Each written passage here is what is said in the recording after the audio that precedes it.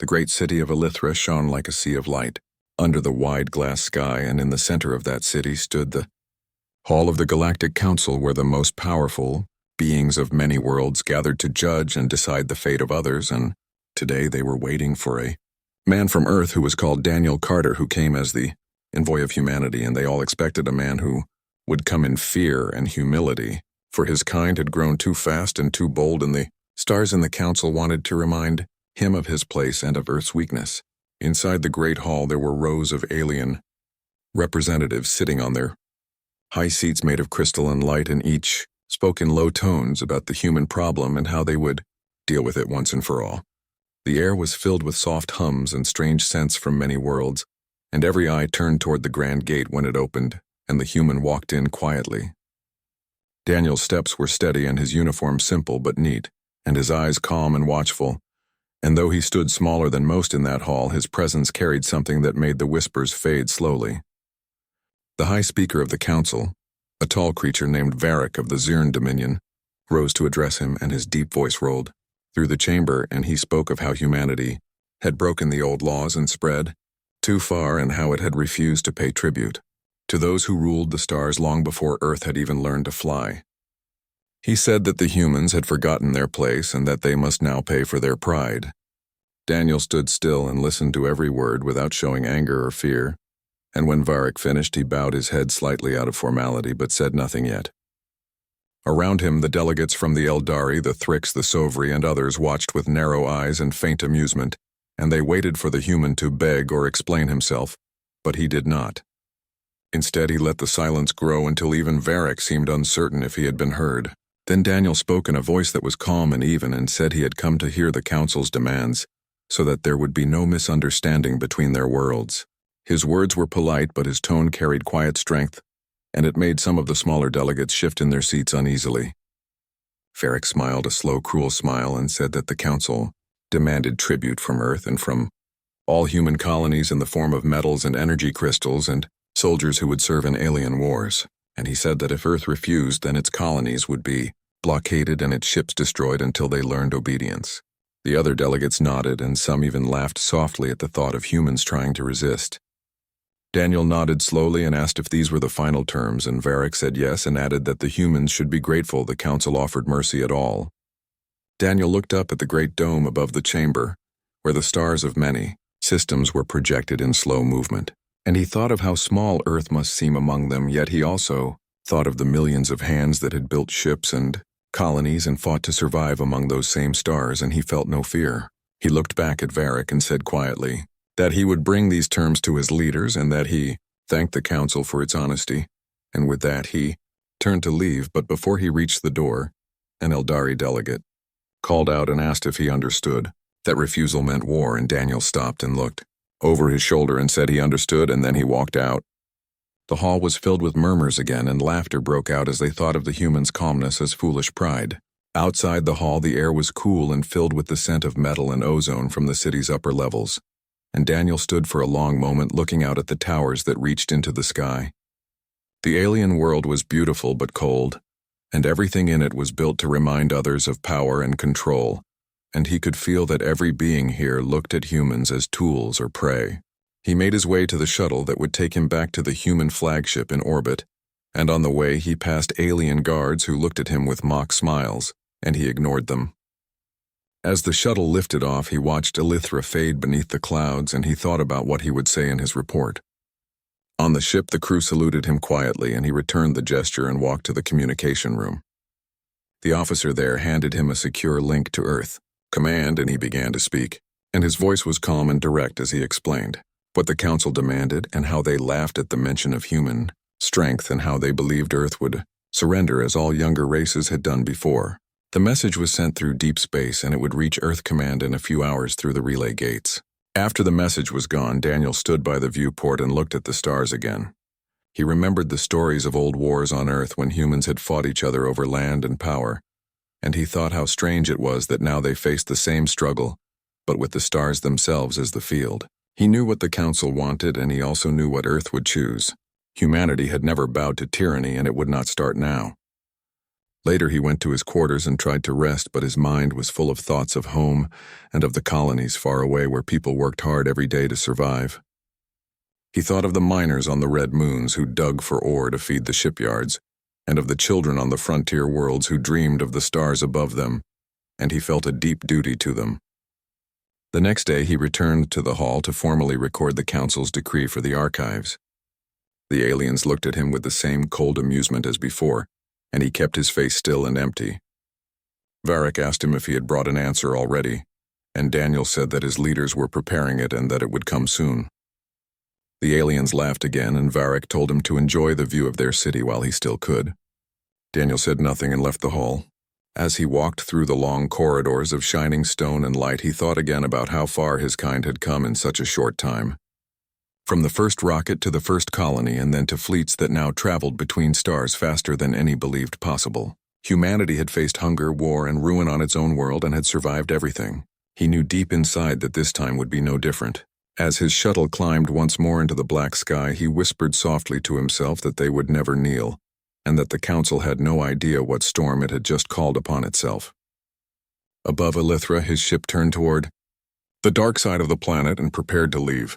Orbit and Daniel watched as the light of the city faded below and only the stars remained, and in their silent glow he felt both small and infinite at the same time, and he smiled, faintly knowing that the true answer was already forming back on Earth, where others like him waited and prepared for what was to come. Inside the grand hall of the Galactic Council, the air was thick with arrogance and false, calm as the alien leaders gathered again for what they believed would be the final step in putting humanity in its place, and Daniel Carter stood before them once more with the same quiet look that confused and annoyed them because he did not act like a defeated man. He acted like someone waiting for something larger than their words. The high speaker Varric sat upon his raised seat carved from shining black stone that pulsed faintly with power, and beside him the Eldari ambassador tilted her silver head with a smirk while the Thrix hissed softly through his mask of glass. Around the chamber the other delegates whispered in their many tongues, and their eyes glowed or flickered as they watched the single human standing among them with no guard, no weapon, and no fear. Varric began to speak in his slow, deep tone, and his words echoed against the high ceiling like waves of thunder as he repeated the charges against Earth and its colonies, and then listed the demands of the Council. He said that the human worlds must pay yearly tribute in minerals from their mines, and energy from their reactors, and soldiers for their wars, and that all human ships must fly under Council supervision.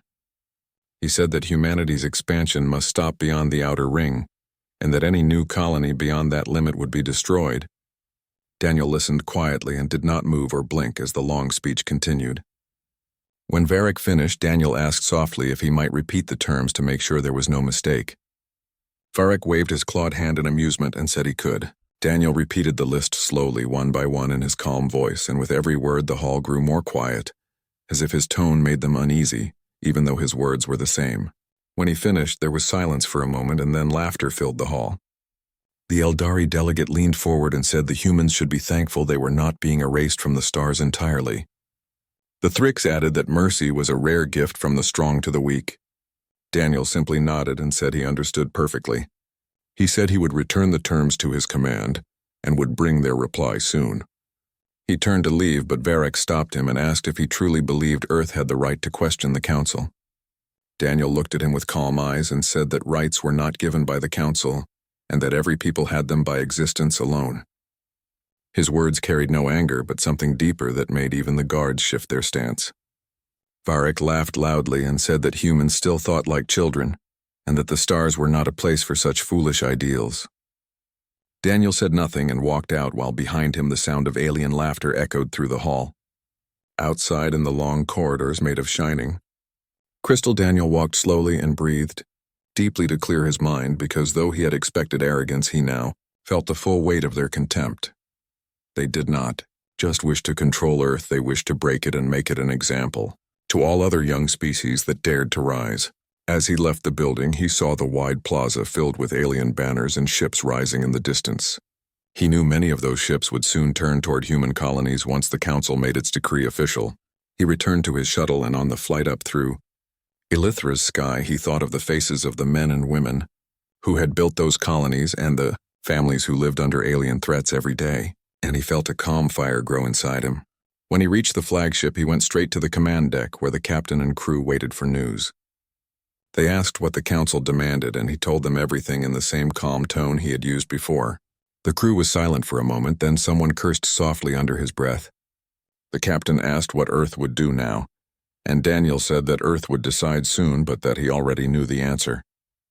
The captain nodded and said that whatever the council expected, they would soon find humanity was not as weak as they thought.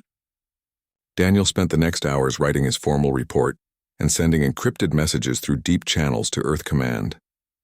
He knew that his words would reach the highest levels and that, once they read what the council had said, the decision would be made. As night came on the alien world below, Daniel went to the observation deck and looked down at the glowing lines of Elithra's cities. He thought about the thousands of years those races had ruled the stars and how they had grown lazy and cruel behind their power. They believed that no one could challenge them, and that made them blind.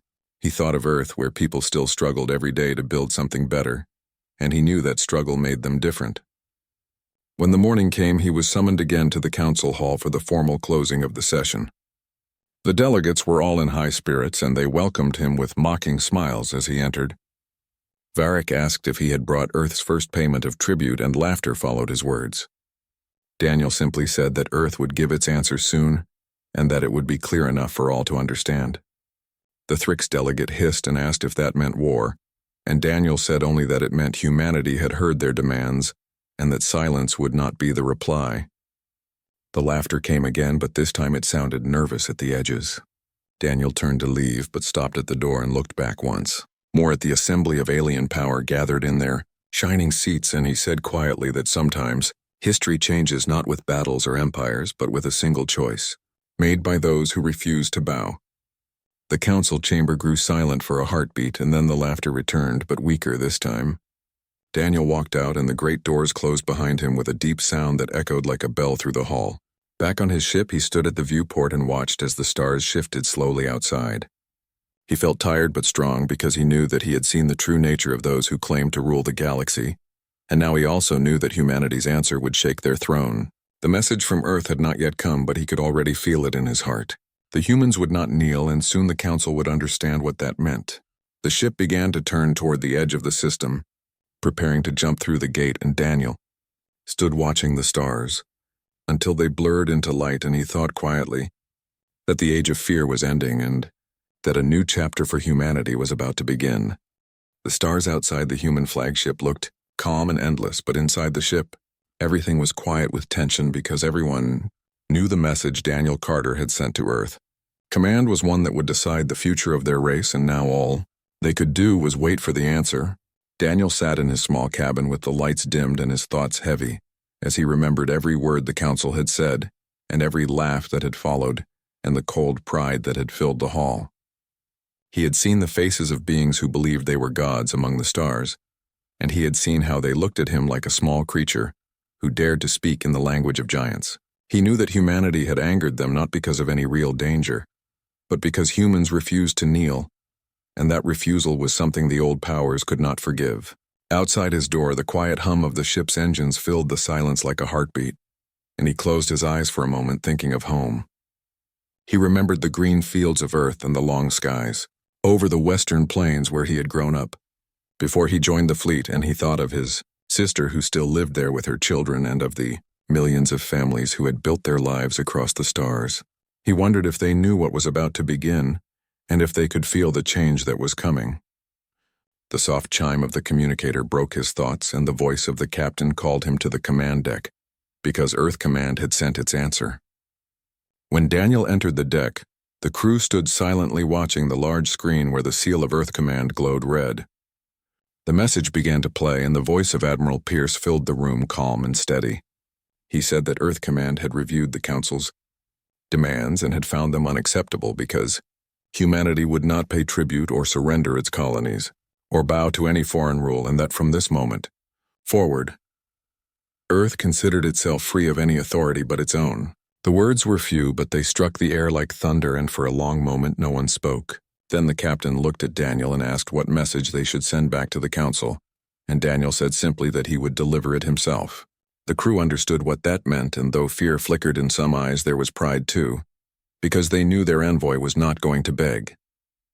Daniel prepared the official message that would be sent to the Council archive, where all diplomatic communications were stored for record, and the message contained only one line which read, "Earth rejects your demands completely."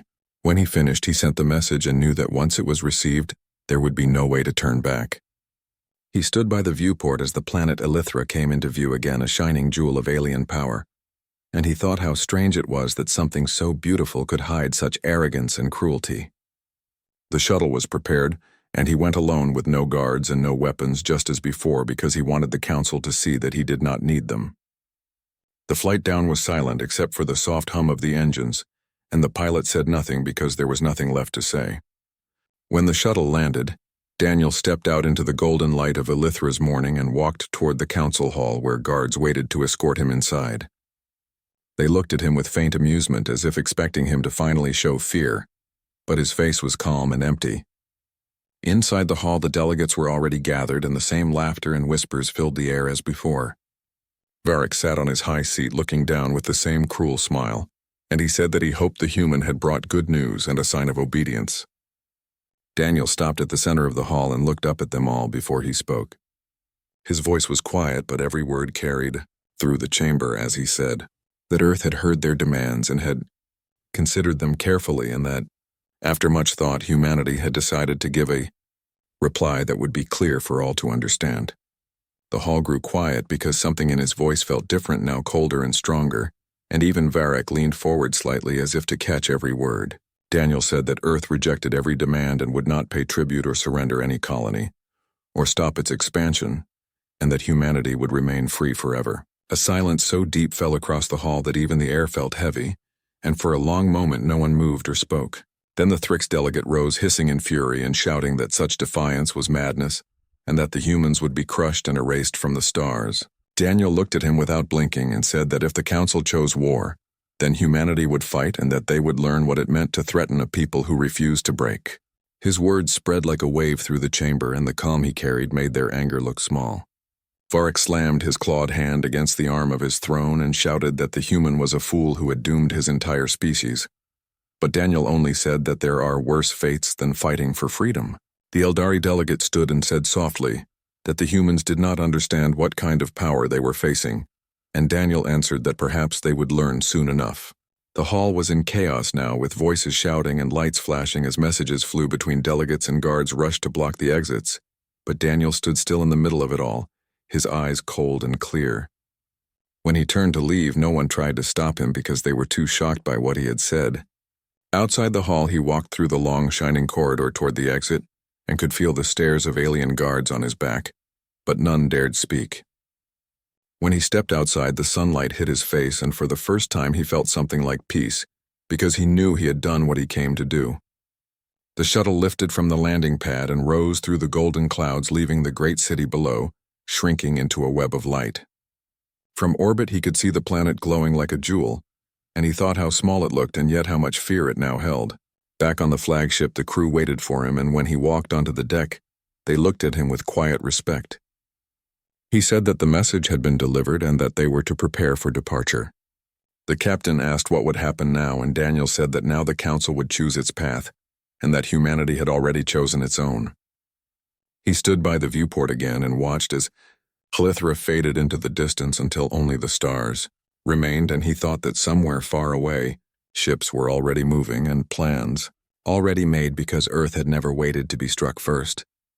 He felt the weight of what was coming, but not fear, because in his heart he knew that the time of submission was over and the time of strength had begun. He whispered softly that the Council had wanted obedience, and now they would have war, and his reflection in the glass looked calm and unbroken as the stars stretched into long lines of light, and the ship jumped into the dark between worlds. Part 4. The council hall was alive with tension, as Daniel Carter stepped inside once again, and the alien delegates expected a human envoy who would bow and beg, but instead they saw a man who walked with steady steps and eyes that held no fear and no hesitation, and the room grew silent because something about his calm presence made even the strongest delegates uneasy. Varric of the Zirn Dominion leaned forward and said with a sharp voice that they expected a clear answer from the humans, but Daniel did not speak immediately. Instead, he activated a small device he had carried in his hand, and a large holographic image appeared above the floor showing fleets of human ships in near space around their colonies, and the display included new classes of ships no one in the council had ever seen before, and their numbers were far greater than any had assumed, and every delegate stared in disbelief.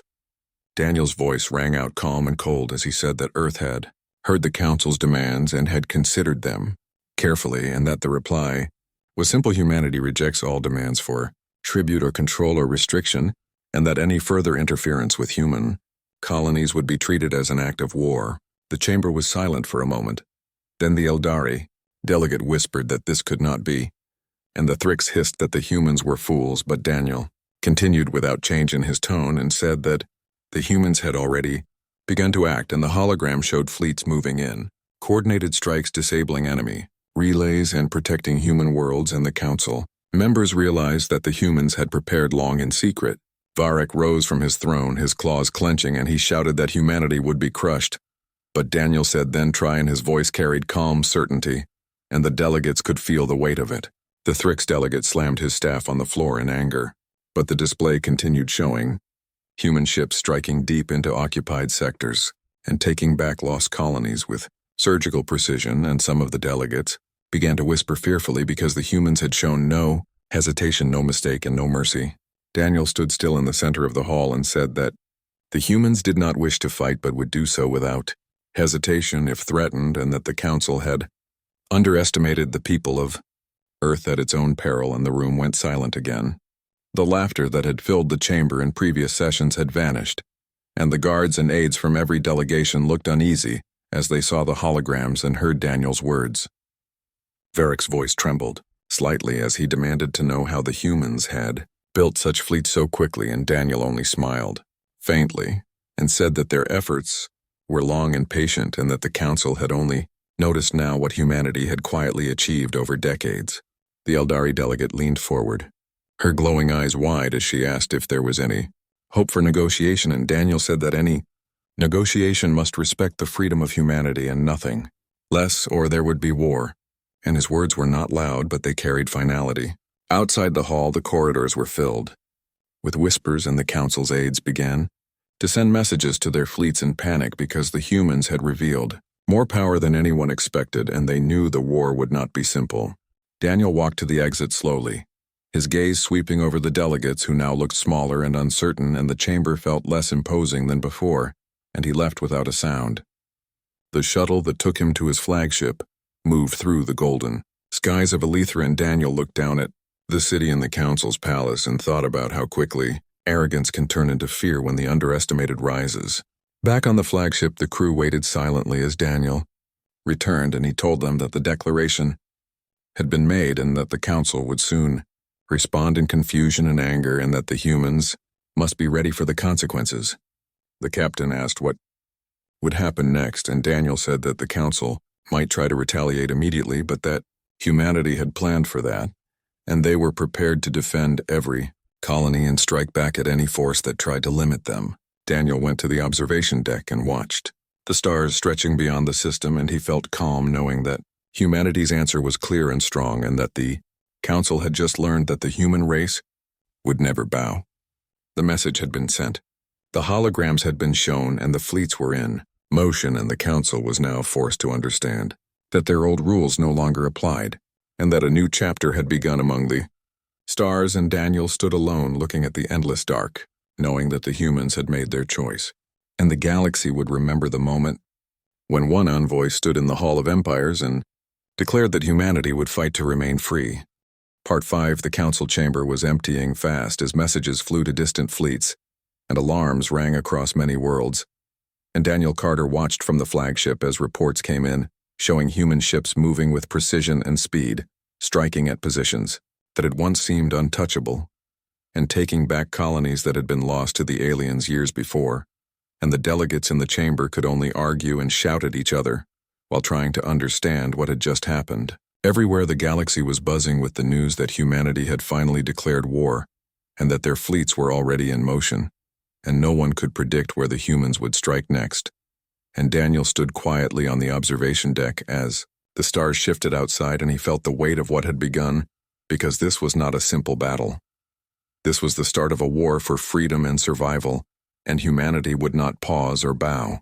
The first reports came from the Outer Ring, where human strike teams disabled alien communications and supply routes, and the fleets moved in ways no one had imagined possible, and some of the older species realized, too late, that they had underestimated the humans for decades. Daniel received messages from colony governors reporting that civilians had been evacuated safely, and that the defensive satellites and ships were now under human control, and he allowed himself a small smile because the planning and patience of years had finally paid off, and now the galaxy was watching a race that refused to kneel.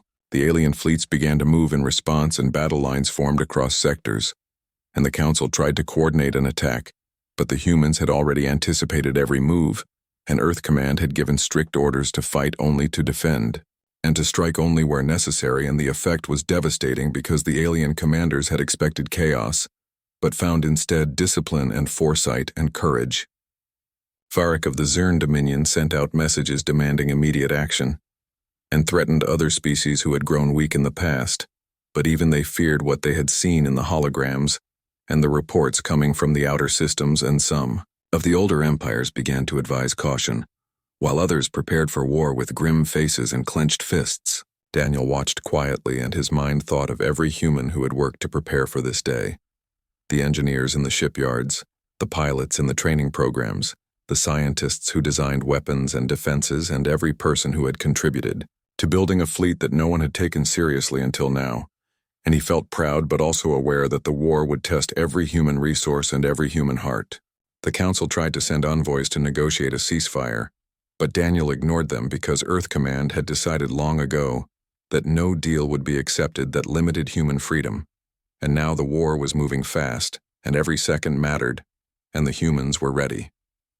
In the first major engagement, the human fleet hit the Sovri blockade and disabled it completely in hours, while suffering minimal losses, and the aliens could not believe that the humans had done so without losing ships that they had expected to fall quickly, and Daniel received the reports calmly and gave orders for the fleet to continue advancing while protecting the civilian transports and the outer colonies, and he knew that every move strengthened humanity's position. The news spread quickly to other systems that humans had struck first and struck successfully, and the confidence that had filled the Council for centuries began to falter, because these were not primitive weapons or small fleets. These were humans who had prepared for war with careful planning and courage, and every fleet that moved against them now faced unexpected resistance. Daniel spent hours reviewing reports and coordinating movements, and every time he looked at the stars, he thought of the future that was unfolding, and how the galaxy would remember the moment when humanity refused to bow.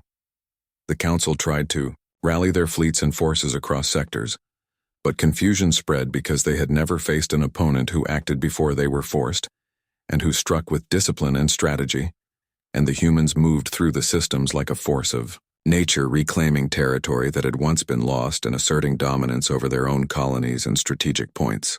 On the flagship, Daniel walked among the crew and officers, giving quiet instructions and listening to updates, and he saw determination in their eyes, and he knew that the humans were united by purpose and courage, and that no amount of alien power could break that unity easily.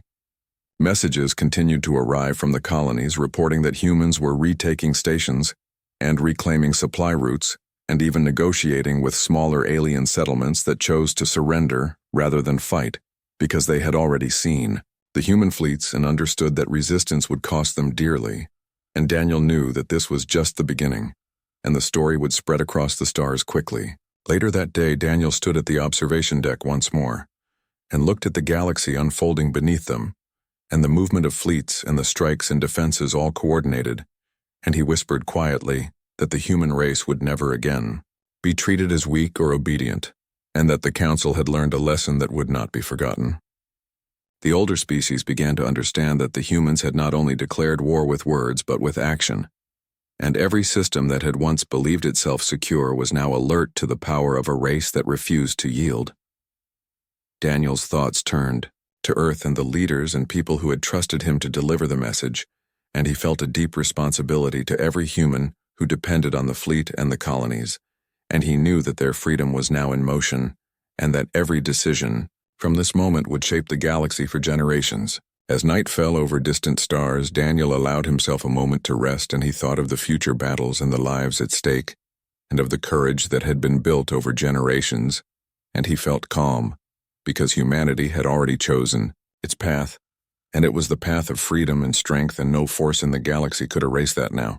The reports kept coming in, and Daniel listened to every detail and every success and failure, and he prepared orders for the next moves, and watched as human strategy unfolded like a living plan across the stars. And he knew that the Council, and all other empires, would remember this day as the beginning of a war that would change the galaxy forever. The humans called it the War for Sovereignty, and the Council called it the Human Insurrection. But Daniel knew that history would call it the moment when humanity refused to serve anyone and took its place among the stars as equals. And he looked out at the stars and whispered softly that this was only the beginning, and that the human race would never bow again, and the galaxy would feel the strength of their choice for all time.